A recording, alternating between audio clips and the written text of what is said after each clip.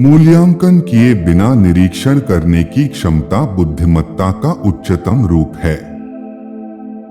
अत्यधिक बीमार समाज में अच्छी तरह से समायोजित होना स्वास्थ्य का कोई पैमाना नहीं है। वास्तविक सीख तब मिलती है जब प्रतिस्पर्धात्मक भावना समाप्त हो जाती है। कोई भी व्यक्ति कभी भी अज्ञात से नहीं डरता, व्यक्ति ज्ञात के खत्म हो जाने से डरता है। जितना अधिक आप स्वयं को जानेंगे, उतनी अधिक स्पष्टता होगी। आत्मज्ञान का कोई अंत नहीं है। आप किसी उपलब्धि पर नहीं पहुंचते, आप किसी निष्कर्ष पर नहीं पहुंचते। यह एक अंतहीन नदी है। आप केवल उसी से डर सकते हैं जो आप सोचते हैं कि आप जानते हैं। अथाह को समझने के लिए मन को असाधारण रूप से शांत, स्थिर होना चाहिए। जो शब्द तुम्हें समझ में नहीं आते, उन्हें मेरे पीछे मत दोहराओ।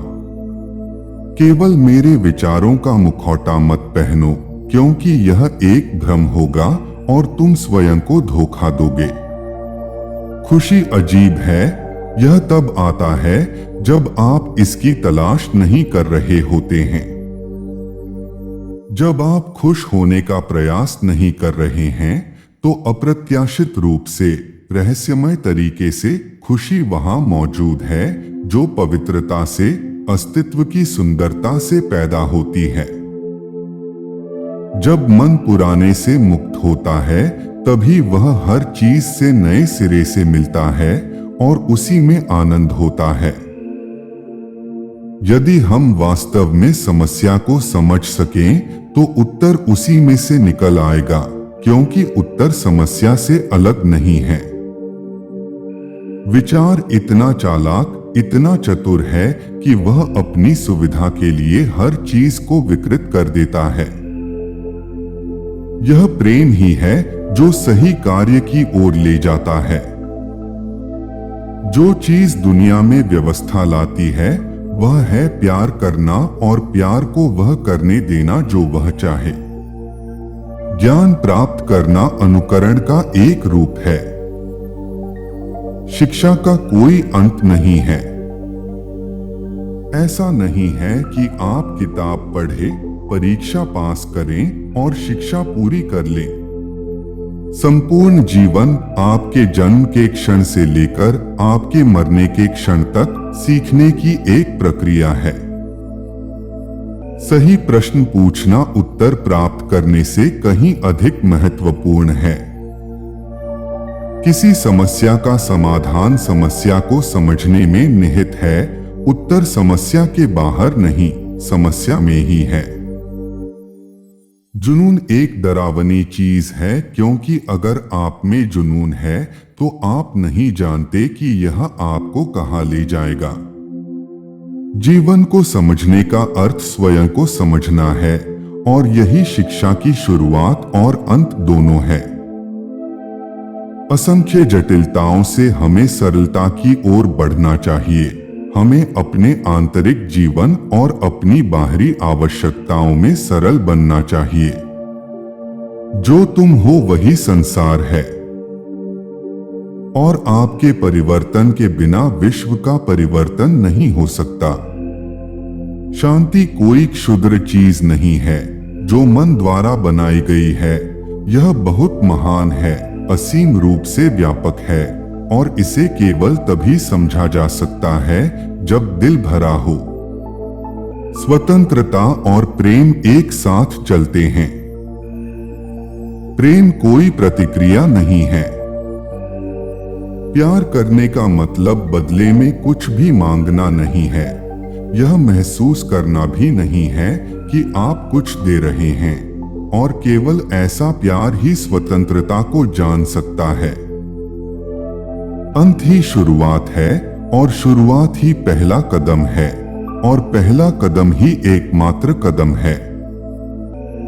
स्वयं को समझना ही ज्ञान की शुरुआत है। धन्य है वह मनुष्य जिसके पास कुछ भी नहीं है। भय मनुष्य की विनाशकारी ऊर्जा है। यह दिमाग को खत्म कर देता है, यह विचार को विकृत कर देता है, यह सभी प्रकार के असाधारण, चतुर और सूक्ष्म सिद्धांतों, बेतुके अंधविश्वासों, हठधर्मिता और मान्यताओं की ओर ले जाता है। श्रीमान, यदि आप अपने झगड़ों और अंतर्विरोधों को विचार के किसी विशेष पैटर्न में थोपे बिना उनके प्रति जागरूक होकर सुने, तो शायद वे पूरी तरह से समाप्त हो सकते हैं। वर्णन वर्णित नहीं है। मैं पहाड़ का वर्णन कर सकता हूँ, लेकिन वह वर्णन पहाड़ नहीं है। और यदि आप वर्णन में ही उलझे रहेंगे, जैसा कि ज्यादातर लोग करते हैं, तो आप कभी भी पहाड़ नहीं देख पाएंगे। खुशी तब आती है जब आप कुछ कर रहे होते हैं क्योंकि आप वास्तव में उसे करना पसंद करते हैं, न कि इसलिए कि यह आपको धन देता है या आपको एक प्रमुख व्यक्ति बनाता है। एक आदर्शवादी एक पाखंडी होता है क्योंकि वह जो है उसे बनने और समझने के बजाय हमेशा वह बनने की कोशिश करता है जो वह नहीं है।